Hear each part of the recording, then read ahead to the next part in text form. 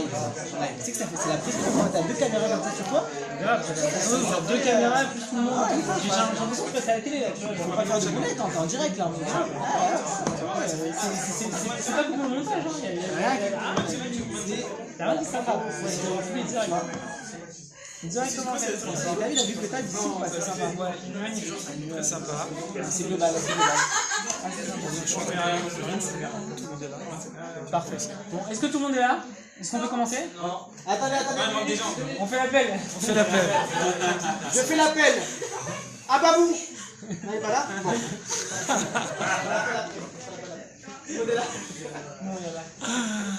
Ok. Allez. Bon, 8h30, on est pile à l'heure, donc c'est parfait. Ouais, grave. Alors, on a un bon timing. Non, après, c'est bon, l'after pour ceux qui veulent. C'est pas... Alors, il y a un très beau lac juste en face pour l'after. Il y a un très beau lac en face. Très sympa. Alors, du coup, donc cette semaine, exceptionnellement, on a changé d'endroit parce que le centre n'était pas vraiment très disponible avec les parcours des Shiva, mais la semaine prochaine, ça va être la dernière semaine de cours après ces vacances et on le refera à l'endroit habituel, donc au 24 à l'Université de Gaulle. Donc c'est juste exceptionnellement cette semaine parce que l'idée en fait c'est quoi? C'est vraiment que chaque semaine on apporte un petit peu de nouveauté. En ce moment vous avez remarqué que chaque semaine c'est un peu différent. Il y a 3 semaines, il y a 2 semaines on avait fait le bateau. La semaine dernière on a fait un événement spécial crêpe party. Là on fait un événement dans un autre endroit pour changer un petit peu. Et donc la semaine prochaine pour la dernière semaine, il y aura une petite surprise aussi directement au 24 avec un petit jeu avec des cadeaux à gagner et tout. On vous en dira plus la semaine prochaine.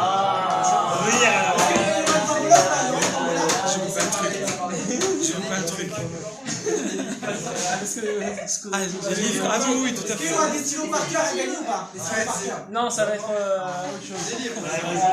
Sinon, qu'est-ce que je voulais dire d'autre?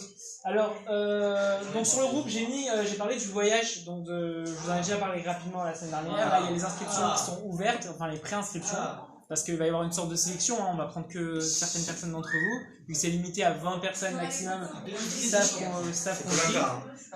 Donc ceux qui ne sont pas encore inscrits, n'hésitez pas à remplir le formulaire qui est sur le groupe. Ceux qui n'ont pas eu le formulaire, vous pouvez me le demander en message privé, je vous l'envoie, sinon je vais peut-être le republier sur le groupe cette semaine. Donc le voyage c'est un petit voyage pour les gens qui sont des vrais aventuriers parce qu'on va dormir dans des tentes. Voilà, c'est voyage surnom Koh Lanta. On va dormir dans des tentes, on va beaucoup marcher, on va découvrir les champs et la montagne en France. Et donc je vous rassure, il y aura quand même Shabbat, on aura du confort en minimum, mais voilà, sinon toute la semaine, le reste de la semaine, c'est comme Lost et disparu, on est sur une île déserte. Voilà. À peu près, ça va être ça l'histoire.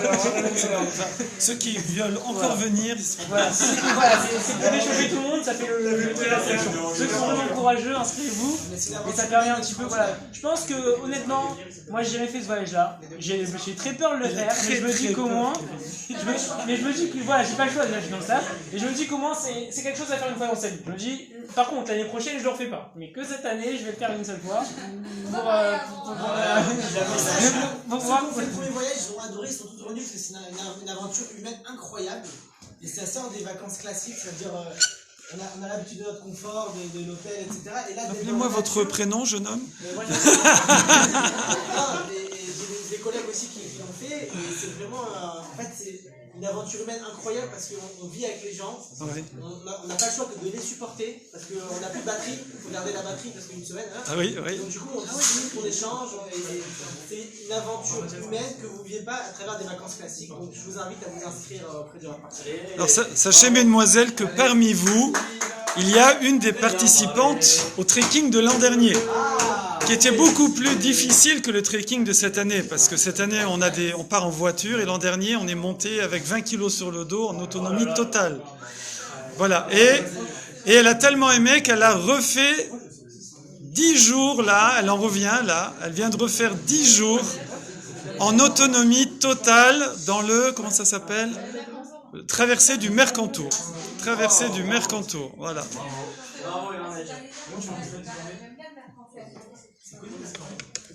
Ok, très bien. Donc voilà. Donc, Kevin, tu es rassuré? Tu es à rassuré? moitié. Si une jeune fille... À moitié. Donc voilà, donc ceux qui veulent s'inscrire, n'hésitez pas, remplissez le formulaire et ensuite de toute façon on enverra des messages à ceux qui sont sélectionnés. Sinon, à part ça, donc ici dans cet endroit, il y a des règles un petit peu différentes. Le masque est normalement censé être obligatoire. Gestes barrières, séparation, j'abuse un petit peu, mais voilà. On touche pas au piano. Et après, comme pour le 24, quand on sortira, il faudra soit vous parler ici, vous restez ici, soit dès que vous êtes dehors, il faudra sortir directement et pas stationner devant ou dans la cour, pour éviter les problèmes de voisinage. Donc voilà, je pense que j'ai un peu fini toutes les annonces. Et du coup, je vais laisser le Rav Parsi faire le shiur Torah. Super. Merci beaucoup, Kevin. Bravo, Kevin.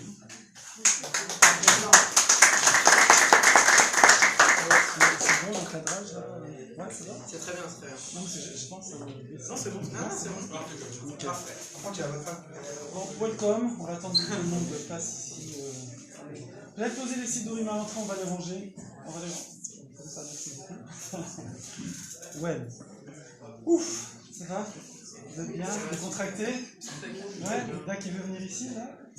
Alors j'ai promis de ne pas interviewer donc la jeune fille qui a fait Champ Rousse l'an dernier, mais voilà. C'est celle qui sourit le plus. En tout cas, c'est celle qui sourit le plus.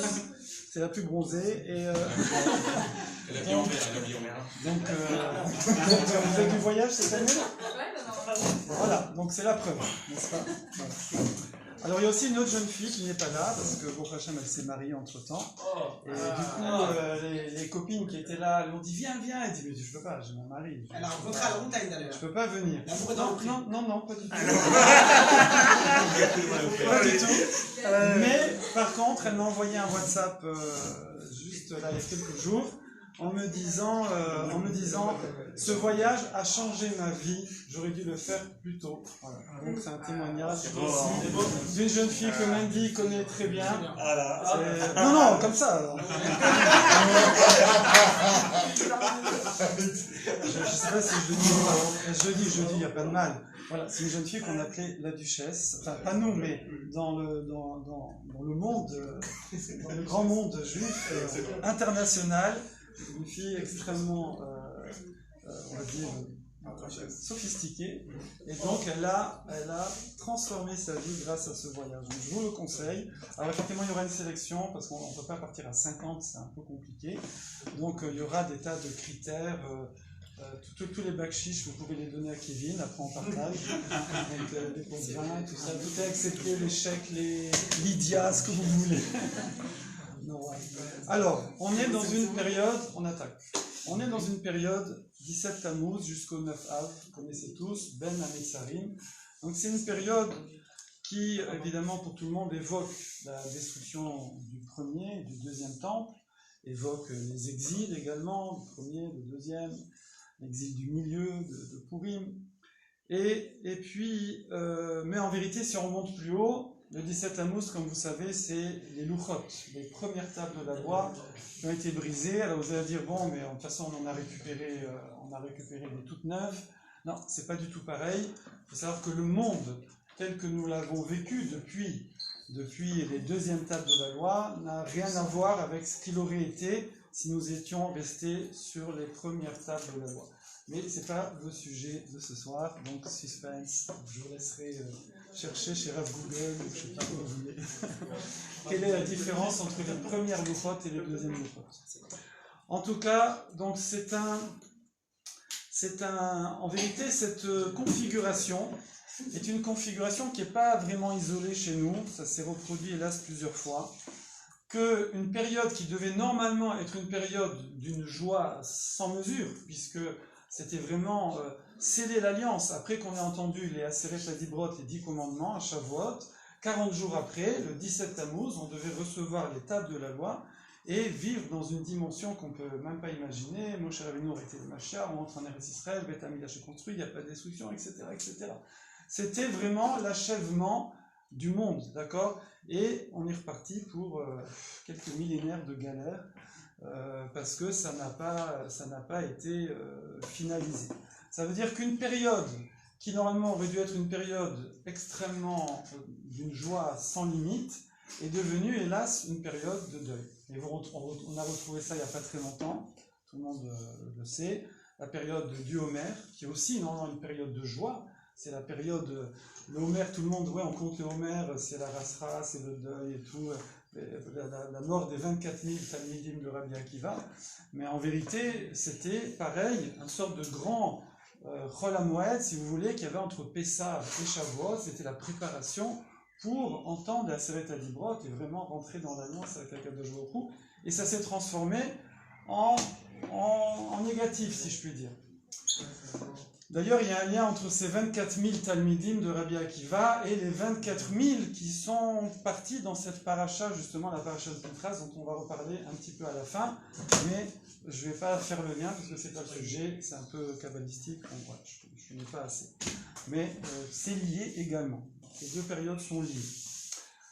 Alors en fait, comment comprendre pourquoi une période comme ça tellement élevée spirituellement peut se transformer en une période triste entre guillemets?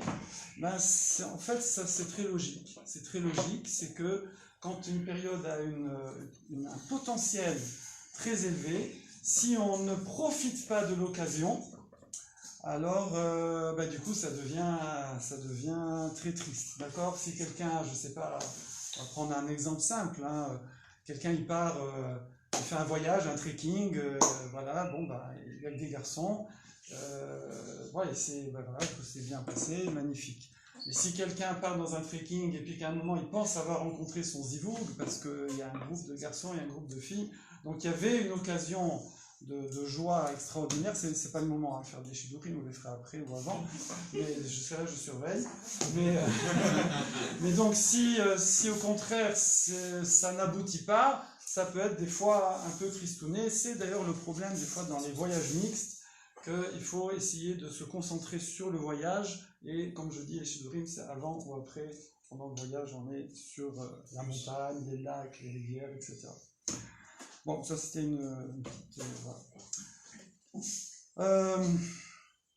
En fait, pourquoi c'est comme ça? Parce que, comme vous le savez, le temps n'est pas neutre. Hein. Le temps, c'est une création. Le calendrier, l'horloge, les heures, les jours, les mois, les années.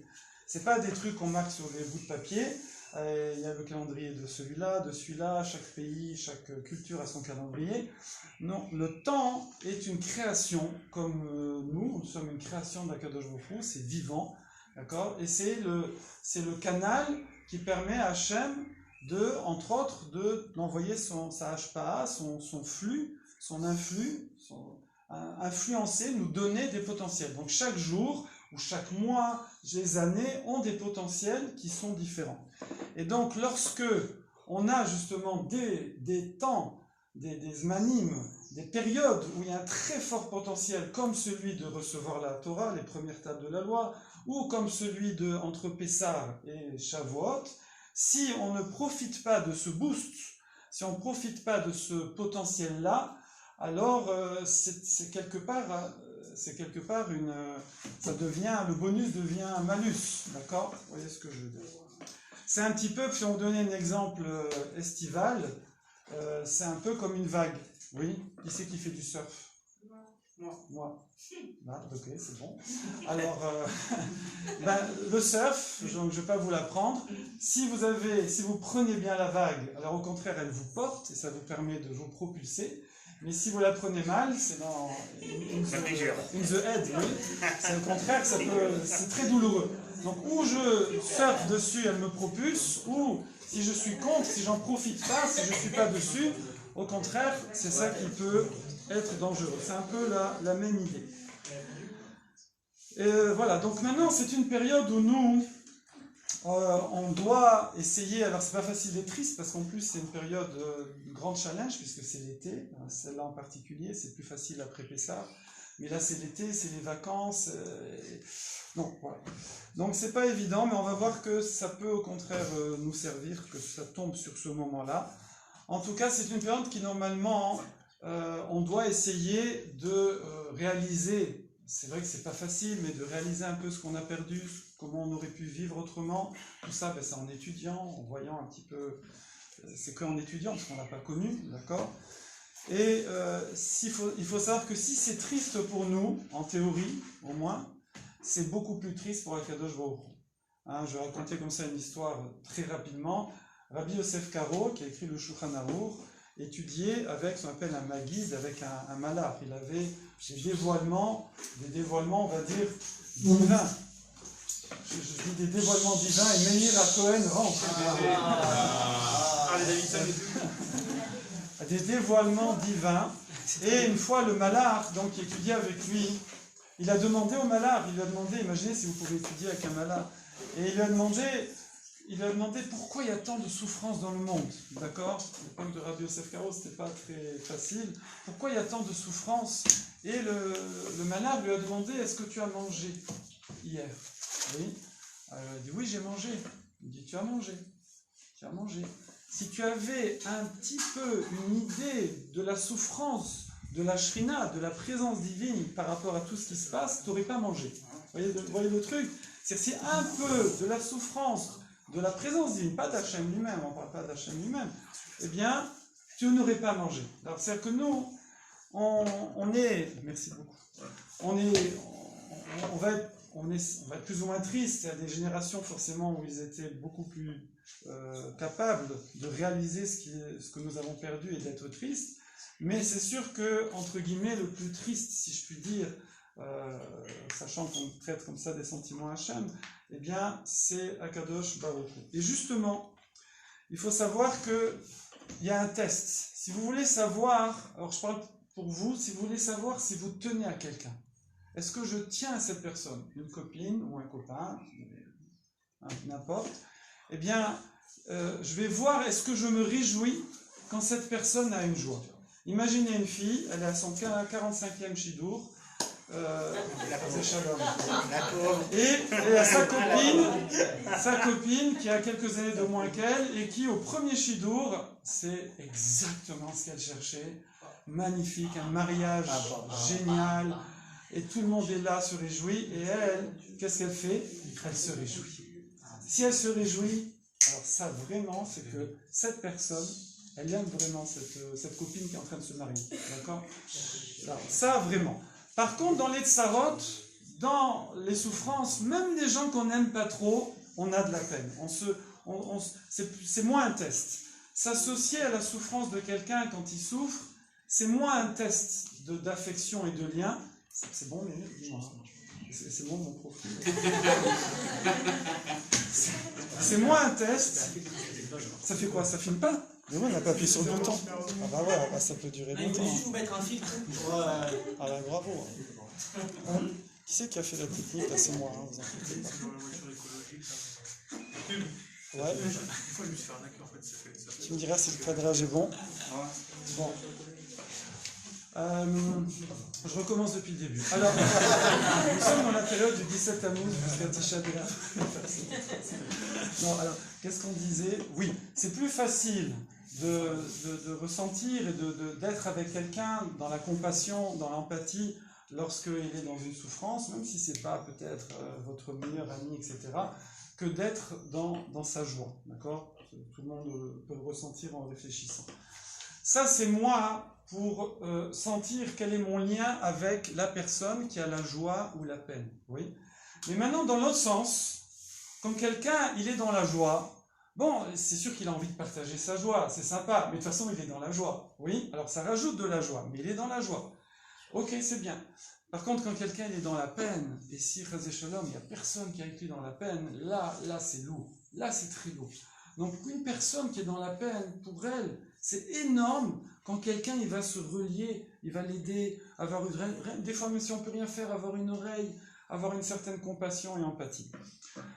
Pourquoi je vous dis ça? Je vois pas le rapport avec le sujet. Qui c'est qui a deviné c'est quoi le rapport avec le sujet? À part Aaron. Comment? Voilà, parce que la souffrance d'Akadosh Baruch Hu, c'est que c'est une période où justement, Akadosh Baruch Hu, comme on a dit, il a une tristesse qui dépasse tout ce que la tristesse humaine peut atteindre. Et donc nous, c'est une période où justement on peut essayer de se rapprocher d'Hachem, parce qu'Hachem a besoin, entre guillemets, si on peut dire, de ce lien, cet amour que nous on lui porte, plus que dans n'importe quelle période. Comment on peut faire ça? Comment on se rapproche d'Hachem? Ben c'est facile. On limite, alors voilà, entre autres la prière, de façon déjà, on va rentrer en détail, mais de façon plus globale, limiter ce qui nous éloigne d'Hachem et nous rapprocher, et augmenter ce qui nous rapproche d'Hachem. Voilà.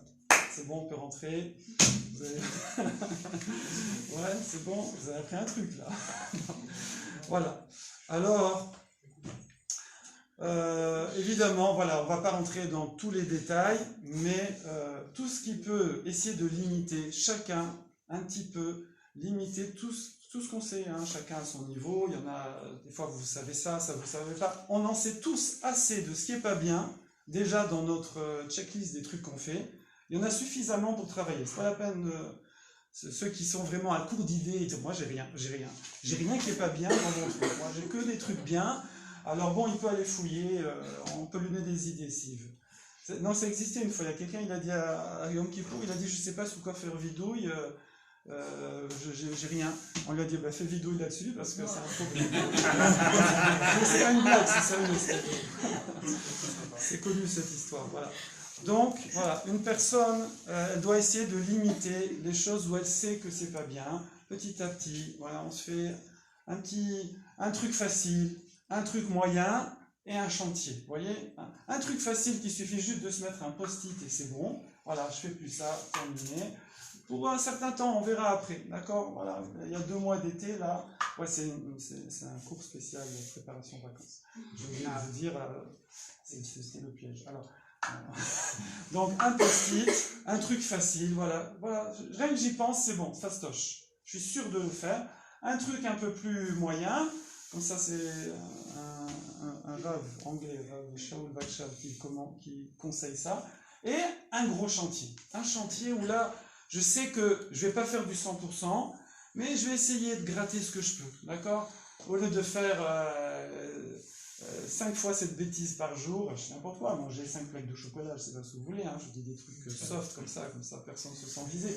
Au lieu de 5 fois, c'est qu'une fois, et puis peut-être pas tous les jours, et puis pas le Shabbat, et ainsi de suite, et voilà, je vais essayer de limiter toutes les choses que je sais que ça m'éloigne d'Akadosh Baruch Hu, essayer de faire des petits efforts, hein, essayer de rajouter un petit peu des choses où je sais que ça c'est bien. Pareil, s'il vous manque dans la liste, vous écrivez à Kevin, il va vous donner des idées pour rajouter ça. Alors justement, on a dit que c'est une période qui est difficile puisque on rentre dans l'été. C'est les vacances, on va partir dans des endroits un peu bizarres, surtout ceux qui viendront au trekking. Ensuite, des fois il n'y a pas de mini-anime partout, il y a plus de cours des fois, sauf si on va dans certains endroits, si on va en Eretz, mais bon en France. Et puis il fait chaud, et puis c'est chaud, etc. Et puis il y a plein d'activités, de loisirs que notre société a énormément développées et qui sont pas forcément, comment dire, ça peut être détente évidemment, on n'a pas dit, hein, les vacances c'est pour se détendre, moi aussi je me détends énormément pendant les vacances, mais il faut essayer d'allier cette détente avec des choses naturelles, des choses qui construisent, des choses qui épanouissent, et pas des choses futiles, des choses qui détruisent, qui sont comme ça, c'est des craquages d'allumettes, comme ça brûle, ça fait comme ça, mais après on est frustré.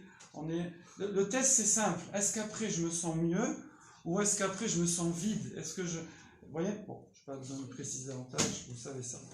Alors, c'est une période qui est difficile, mais en même temps, c'est une période qui a un bon aspect, parce que pendant l'année, on est un petit peu en pilote automatique. Ça veut dire qu'on est porté. Hey, tu te chauffes, on va au cours. Alors je vais au cours. Après, tu te chauffes, on va à la tfila, à la sina. Alors j'ai la tfila, à la sina. Bon, vous n'êtes pas encore mariés, mais après, la femme, elle pousse, elle me dit, va à la sina et tout. Puis tu fais au lit, et ainsi de suite. Voilà. Va à ton cours, et le mari, pareil, il lui dit, vas-y, etc. Et puis, pareil, entre copains, entre copines, et puis il y a le travail, il y a un rythme. Il y a un rythme qui est là, même si cette année, c'était un peu spécial, mais normalement, il y a un rythme. Et donc, on est porté. Et là, justement, pendant les vacances, paradoxalement, c'est vrai que le challenge, il est plus grand, mais en même temps, ce qu'on va faire, ça nous construit plus. Ça a plus de valeur, d'accord? Parce que ça viendra souvent vraiment de nous, d'accord? Ça viendra de nous. Donc, c'est en même temps un challenge, mais en même temps, c'est une occasion. C'est une belle occasion de se renforcer. Alors, de se renforcer, de faire un peu le point sur soi, de mieux se connaître et de pouvoir se travailler. Ouais. Justement, pendant toute l'année, souvent on a une notion qui s'appelle mitzvot, anashim melumada. C'est-à-dire des fois on fait des choses très machinalement. Genre, voilà, les garçons, enfin les filles aussi, vous faites certaines, on fait mincha. On fait mincha. Non, on prie Hachem, d'accord? Des fois on fait juste pour se rendre quitte. On fait pour ne pas faire. Vous voyez ce que je veux dire? On fait parce que je ne veux pas ne pas faire. Mais en fait, on ne fait rien. Mais juste que, voilà, c'est-à-dire que je me rends compte que j'ai fini mincha quand c'est fini. Mais j'étais pas dedans, oui. Et c'est comme ça pour beaucoup de choses. Ça peut être comme ça aussi pour Shabbat. Shabbat, c'est quoi un Shabbat? Shabbat, des fois, ça va être juste de dormir un maximum pour qu'ensuite faire la haïda jusqu'à dimanche matin, puis dormir jusqu'à... Qui c'est qui a baillé? Puis dormir jusqu'à 1h, 2h d'après-midi. Et quand on fait l'après-midi volé le dimanche, que le rendez-vous c'était à midi, je vois les messages WhatsApp, je viens de me réveiller, vous êtes où, je vous rejoins, etc. C'est terrible WhatsApp. Je vois tous les horaires de coucher, de lever, etc. Bon, comme ça, vous pouvez mettre en inconnu là, mais quand même je vois au moment où vous vous réveillez quand même. Voilà. Donc, Shabbat, c'est pas ça. Ça veut dire, on va voir que toutes les mitzvot, c'est des occasions, justement, comme vous le savez, c'est des occasions de donner un peu le leadership à ma partie spirituelle. C'est un moment de construction, c'est un moment de lien avec Akadosh Baruch Hu. Et le problème, c'est que nous, par l'habitude, comme ça, quand on est pris dans la routine, on fait ça un peu machinalement, mécaniquement. Et pareil, la tfila, c'est pareil, la cacheroute, manger cachère, c'est pas juste comme ça se sentir frustré de ne pas manger ceci, de ne pas manger cela, c'est de réaliser qu'Hachem nous a aidés en nous donnant quels sont les aliments qui vont nous aider spirituellement et les aliments qui nous font reculer, si je puis dire. Donc c'est extraordinaire c'est extraordinaire d'avoir ça.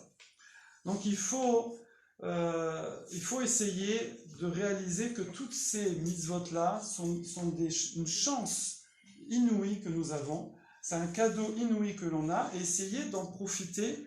Et ça, parfois, c'est en vacances qu'on a l'occasion de le faire. Parce qu'il n'y a plus personne qui vous oblige, parce que vous avez le temps, parce que vous pouvez réfléchir à ce que vous faites, vous n'êtes pas pris en train de courir. Et donc voilà, c'est cette occasion-là.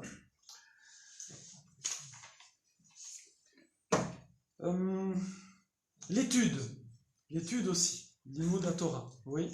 C'est vrai qu'Akadosh Baruch Hu, c'est marqué dans le Zohar, Istakel beoraita ou bara alma. Hachem, il a regardé le monde, il a regardé la Torah, et il a créé le monde, oui. On va dire comme ça, la Torah, alors on dit souvent dans les cours, c'est le plan du monde, oui, c'est le plan du monde. Alors maintenant, dans l'époque moderne, on va dire c'est le logiciel, c'est le comment on appelle ça, les algorithmes, d'accord, c'est la matrice qui a créé le monde, oui. Akadosh Baruch Hu n'est pas seulement qui a créé, comme vous savez, on a déjà parlé dans les cours, mais qui crée à chaque instant. Hachem crée à chaque instant le monde et le gère par la Torah, d'accord. Alors nous, quand on étudie la Torah, ça veut dire qu'on peut se créer aussi. Quand on étudie la Torah a cette capacité de changer la personne, comme la tfila également, je ne vais pas trop développer, mais elle a cette capacité de nous transformer, de nous créer, comme Hachem crée et gère le monde à chaque moment. Imaginez combien quelqu'un il serait prêt à payer de nos jours pour avoir le logiciel qui a servi à créer le monde. Vous voyez ? Combien quelqu'un il serait prêt à payer pour ça ? Il y a des gens qui sont prêts à tout donner pour avoir ces secrets. Et nous, les secrets, on les a tout simplement. À la fin de nos 120 ans, oui, grâce à tous ces secrets qu'Akadosh Baruch Hu nous a livrés, nous a donnés, eh bien on va rendre notre copie.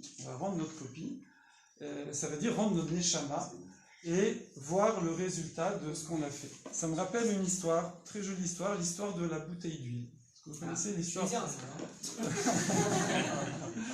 L'histoire de la bouteille d'huile. Bon. J'ai compris, il m'a dit attention, t'es trop rassera là.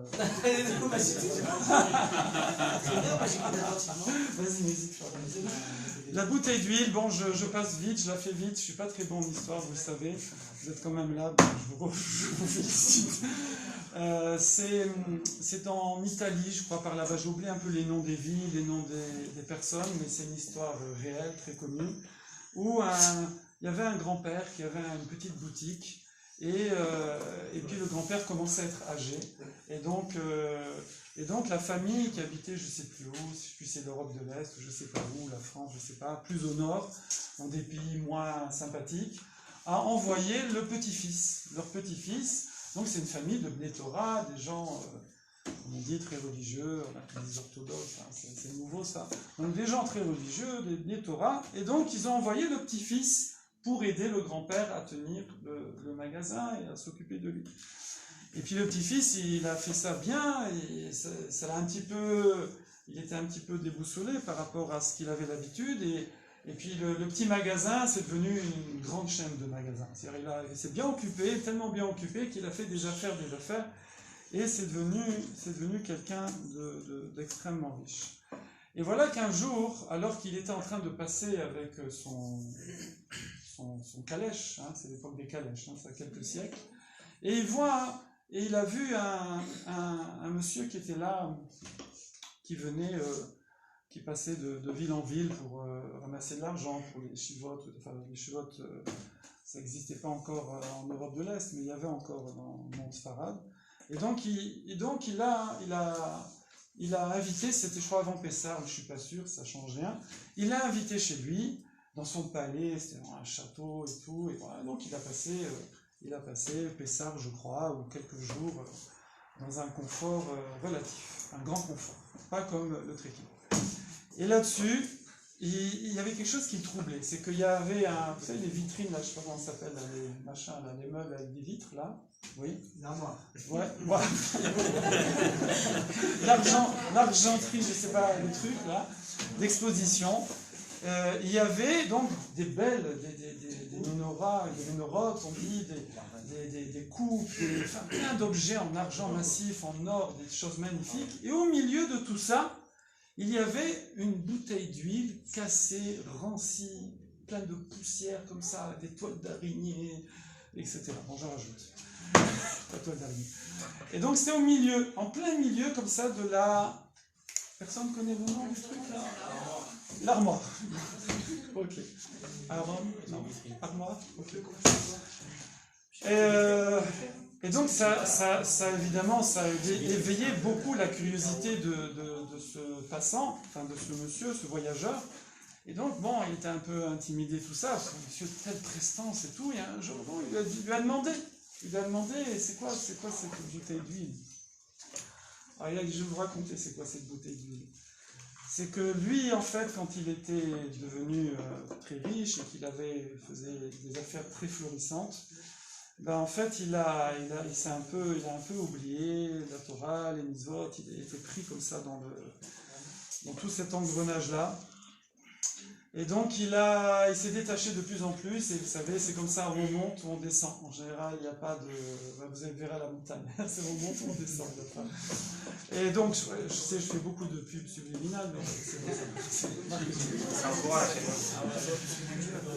voilà. Ne croyez pas que c'est plus agréable quand on descend que quand on monte, c'est pas vrai. Quand on descend, ça freine, il faut freiner tout le temps, et quand on monte, au moins on peut aller à la vitesse qu'on veut, enfin vous verrez. Donc, et du coup, lui, il est descendu, et un jour, alors qu'il passait comme ça dans la rue, et il a vu un petit enfant qui pleurait. Il pleurait, à côté d'une bouteille d'huile cassée. Ah, la bouteille d'huile, alors il a dit, qu'est-ce qu'il y a mon petit et tout? Il s'arrête, il arrête au cocher, arrêtez-vous, il descend, voilà. Il dit, qu'est-ce qui se passe? Et il lui dit, je peux pas rentrer chez moi. Il dit, pourquoi tu veux pas rentrer chez toi? Mais je peux pas, mon papa il m'a donné, il voyait que c'était un garçon d'une famille pauvre. Il dit, il m'a donné une pièce pour acheter une bouteille d'huile. C'est pas des Tunisiens, la bouteille d'huile elle dure 6 mois, je veux dire. Et il lui dit, je peux pas, il m'a donné une pièce et je l'ai cassée, je peux pas rentrer chez moi, je peux plus rentrer. Il pleure avec sa bouteille d'huile cassée. Et là, Bon, évidemment, il a payé une deuxième bouteille d'huile. Ça, on n'en parle pas. Mais il a pris la bouteille d'huile cassée et il a fait tchouva. Il a fait tchouva. Comment il a fait tchouva? Parce qu'il s'est dit, moi aussi, comment je vais revenir avec Hachem?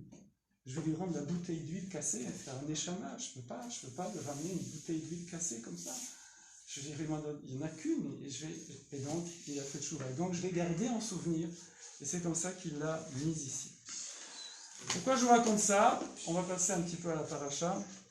Donc il nous reste 2 heures, on y va. On voit que Pinchas, comme vous le savez, alors je vais le faire rapidement. Le cas d'Israël est tombé dans un piège, d'accord? Bilam, donc c'est un prophète non juif, Bilam a donné un conseil à Balak, le roi de Midian, et il lui a donné un conseil, il lui a dit voilà, Balak en fait a embauché Bilam pour maudire le clan d'Israël. Mais Bilam il a dit moi je peux pas dire autre chose que ce qu'Hachem mettra dans ma bouche, d'accord? Et là le clan d'Israël il est clean, nickel, donc il n'y a que des brachot qui vont sortir de ce qui s'est passé dans les faits. Et il dit, si tu veux que je les maudisse, il faut qu'ils fassent des boulettes, des bêtises. Hein. Il faut qu'ils fassent des bêtises. S'ils ne font pas de bêtises, je ne peux pas les maudire.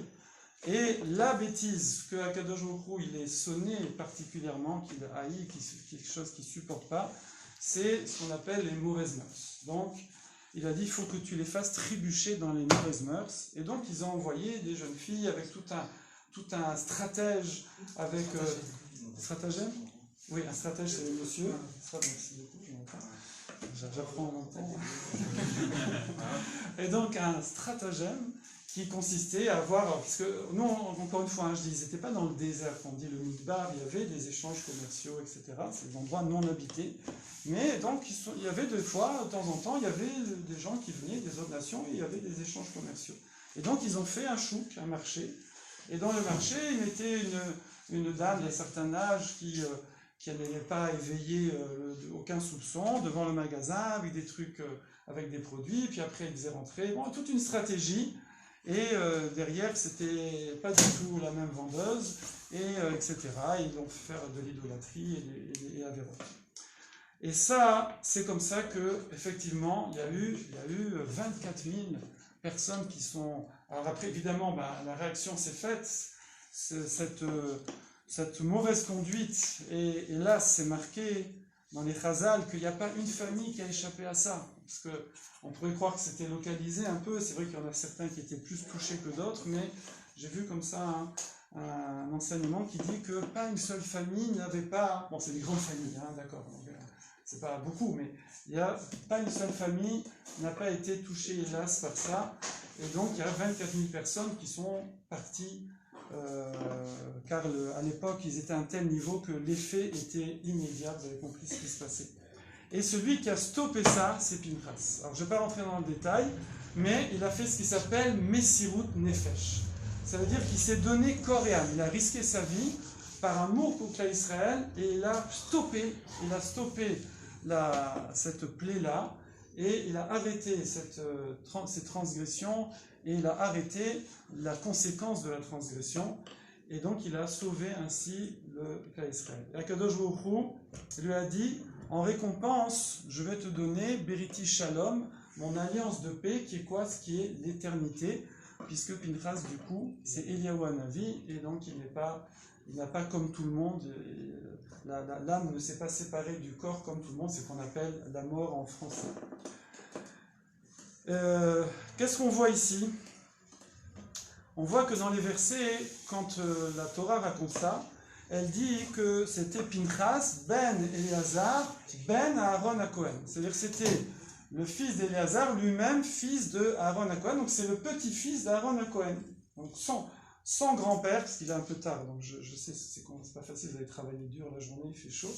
Donc son grand-père, c'est Aaron HaKohen, d'accord?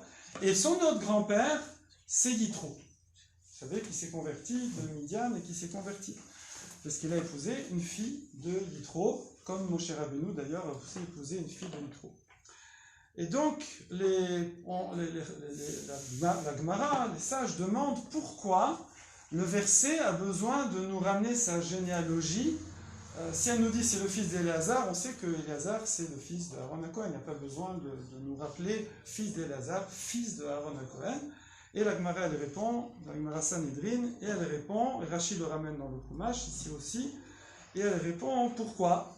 Parce que les Bnei Israël, le peuple, se moquaient de Pinchas. Ils faisaient un bisayon, c'est-à-dire ils ont un peu dénigré. Et ils disaient, regardez ce Ben Pouti. Pouti, c'est pas un nom russe. Pouti, ça vient de Pitam. Il a engraissé les veaux pour l'idolâtrie. Yitro, vous savez, avant de faire tchouva et de découvrir la Torah et de rejoindre Moshe Rabbeinu, eh bien, enfin Moshe Rabbeinu l'a rejoint, après il l'a rejoint, ok. Eh bien, Yitro, ça y est, ça fait 2 fois que tu bailles. Non, parce que tu as bien bossé, tu es comme le meilleur, bravo. C'est moi qui dois en retard dans les WhatsApp, vous pouvez Ah, me surveiller. non, toi tu es rigolo. Non, c'est pour détendre un peu. Là. Mais tu fais un peu de blague là, parce que... Alors Yitro, il a servi toutes les idoles, il les a toutes checkées, il a tout vérifié, il a tout trouvé que ça servait à rien, et donc après il est venu au judaïsme. Et donc à un moment il était même, si vous voulez, comme le grand prêtre, c'était pas juste, il n'a pas essayé comme ça, il a essayé jusqu'au bout. Welcome, Maxime. Vous savez pas d'où il vient Maxime, vous savez pas combien il met près de 2 heures, je dis pas des blagues, hein, pour venir ici. D'accord, il vient de la province, carrément. Et donc voilà, et ça c'est son... Alors, qu'est-ce qui se passe ici? C'est que les Bnei Israël, au lieu de relier Pinchas à son côté grand-père, Aaron HaKohen, donc la famille de Moshe Rabbeinu, Aaron, Myriam, d'accord, eh bien ils l'ont relié à ses origines que son grand-père il faisait de l'idolâtrie avant. Alors évidemment les Chachamim demandent, ils disent mais je ne comprends pas, d'abord il leur a sauvé la vie, il nous a sauvés, il a sauvé le clan Israël, il a risqué sa vie pour ça, d'accord. Ensuite, vous savez qu'il y a une mitzvah d'aimer doublement quelqu'un qui se convertit, donc ça c'est son grand-père qui s'est converti, bon mais lui il descend de son grand-père. Pourquoi? Parce que on doit aimer un juif, alors lui maintenant il est juif, et en plus il est guerre converti, donc on doit l'aimer en tant que converti, donc on doit l'aimer double, oui. Si vous mariez quelqu'un, il faut l'aimer doublement, d'accord, voilà. Dans un sens ou dans l'autre.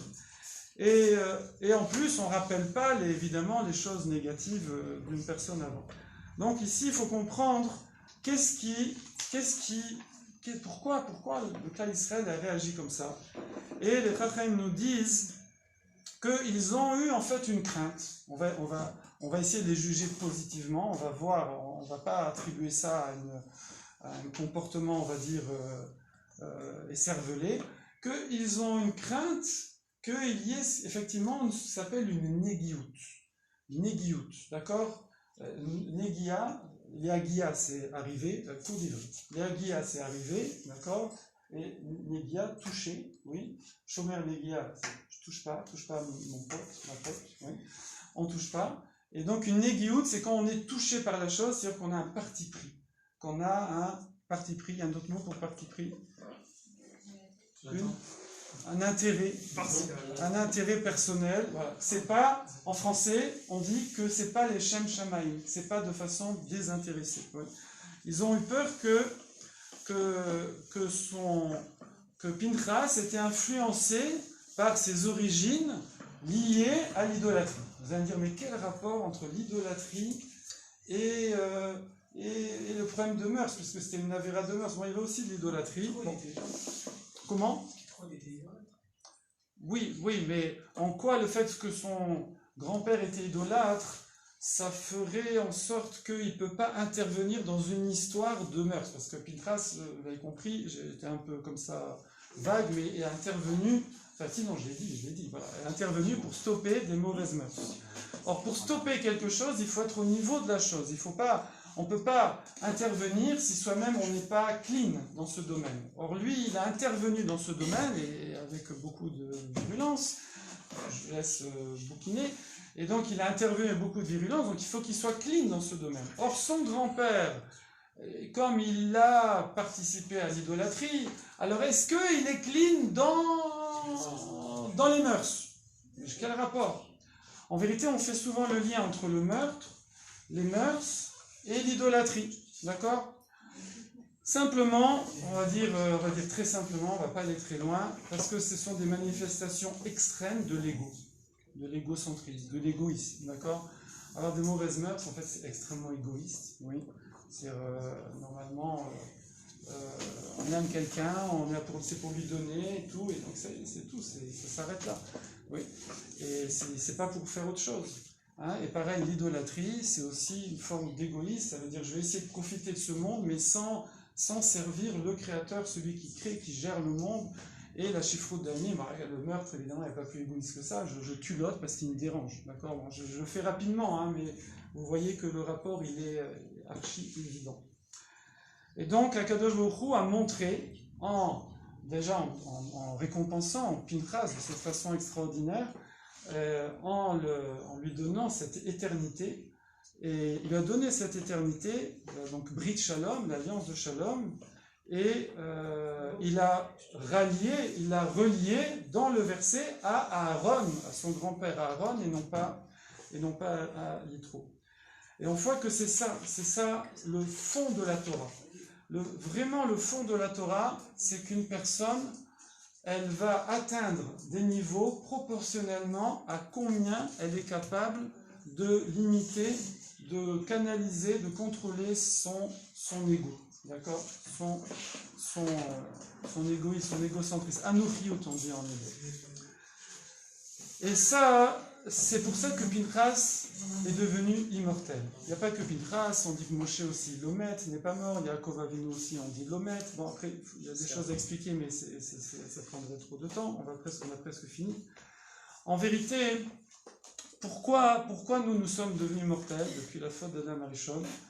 On est devenu mortel parce que, comme on a déjà parlé dans des cours, nous sommes une greffe, nous sommes une fusion conflictuelle, d'accord, de leadership entre la Neshama, la partie spirituelle, et le Gouf, la partie matérielle. Oui.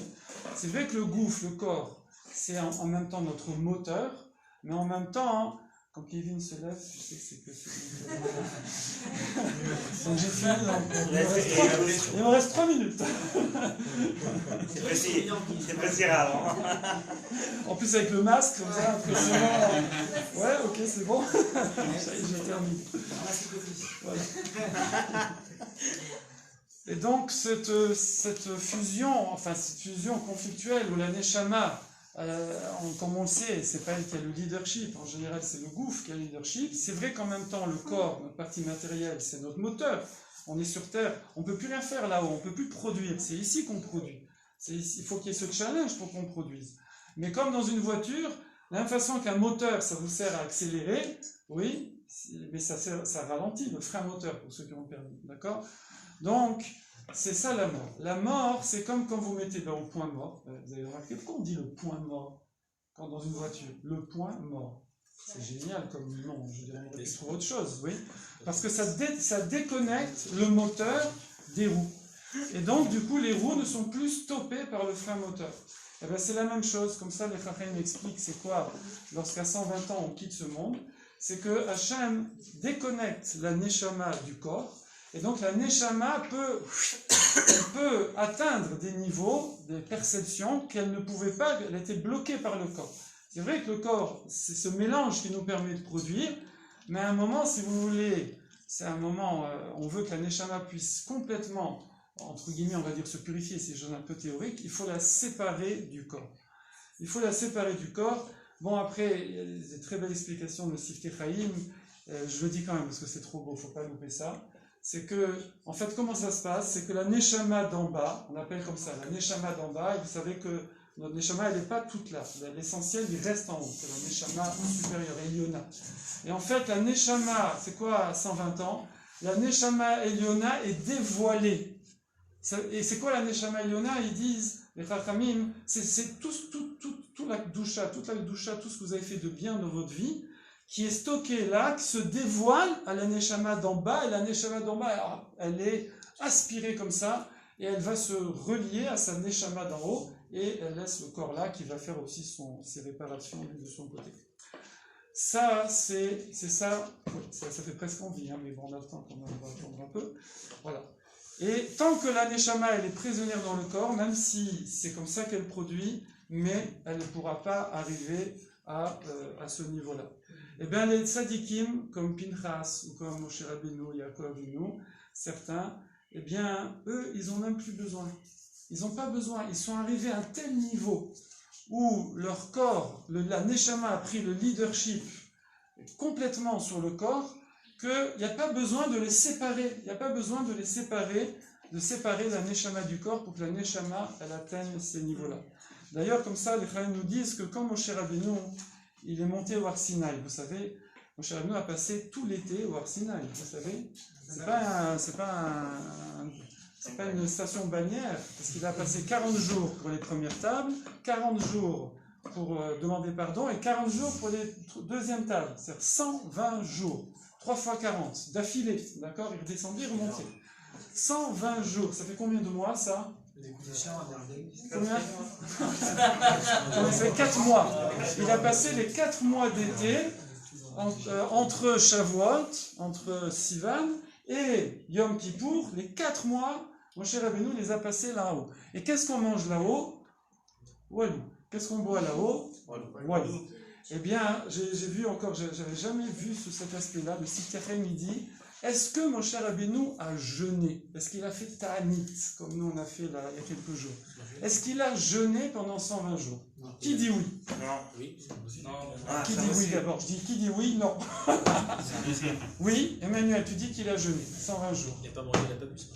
Quoi? C'est marqué, il n'a pas bu et il n'a pas mangé. Oui, alors ça s'appelle pas jeûner? Sinon, tu fais. Ah, tu dis oui, il a jeûné. Aaron, il a jeûné? Oui. Oui. Nourri par la connaissance.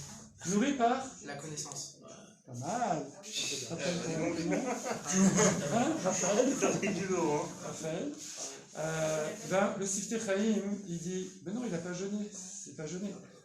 Là, par exemple, là, juste après le buffet sushi, vous jeûnez, là, vous êtes en train de jeûner, là? Non, vous digérez, vous jeûnez pas. Ça s'appelle pas jeûner. Quand j'ai pas besoin de manger, ça s'appelle pas que je jeûne. Il dit comme ça, il dit, il n'avait pas besoin de manger. Donc, il n'a pas jeûné. Oui, évidemment, il n'a pas mangé, il n'a pas bu, mais ça ne s'appelle pas jeûner, ça ne s'appelle pas faire ta'anit, ça ne s'appelle pas jeûner. Jeûner, c'est quand j'ai besoin de manger et que je ne mange pas. Ou même si même admettons, voilà, mon prochain, voilà, les ta'anit, ça passe crème, bien naracham salik.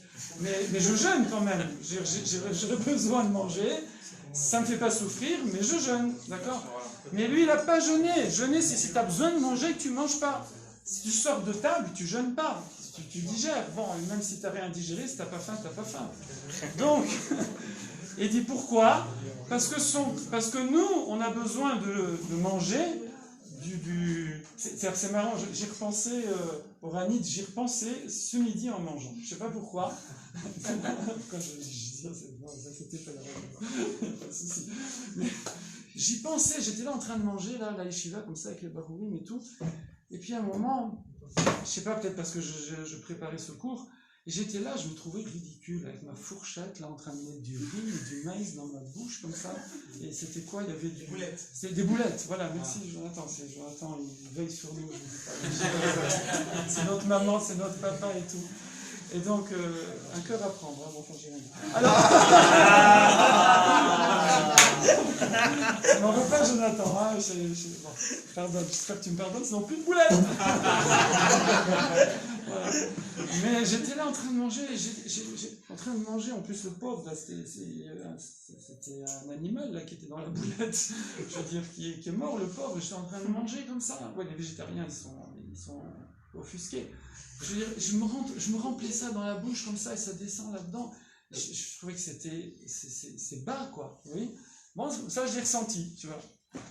Il vaut mieux faire ça après le buffet. Parce que là, au buffet, j'ai pas ressenti, là. Je sais pas, j'y ai pas pensé du tout. Mais là, ce midi, j'y ai pensé. Voilà. En fait, nous, on a besoin, parce qu'on est dans notre matérialité, et c'est normal, hein, ne vous inquiétez pas, hein. On est dans notre matérialité, mais quelqu'un comme Moshe Rabbeinu, on ne parle pas de gens normaux, on peut dire, quelqu'un comme Moshe Rabbeinu, quelqu'un comme Pinchas, quelqu'un comme Yaakov, ils arrivent à des niveaux spirituels, où leur corps n'a plus besoin de manger, ils se nourrissent, c'est marqué comme ça, de ruchaniut, de spirituel, comme la neshama. Il devient, je sais, c'est pour ça que je t'ai... Donc on rappelle, ici, il se nourrit de spiritualité. Il me reste 3 phrases, je crois. Qui va vous lancer une J'aimerais que t'approches. Il se rapproche. En bout de chaise. Il se rapproche de plus en plus. Non, ça y est, j'ai fini. Regarde, j'ai 3 phrases. Pas derrière, un minute derrière. Voilà, donc Bezrat Hashem, que l'on profite voilà, de cette belle période, qui est une période où on est, entre guillemets, un peu plus livré à nous-mêmes, pour, au contraire, essayer de ne pas lâcher, essayer même de se renforcer, et que Kadosh Baruch Hu nous aide, parce que forcément, quand on fait ça dans cette période-là, Kadosh Baruch Hu nous aide énormément. Amen. Bezrat Hashem.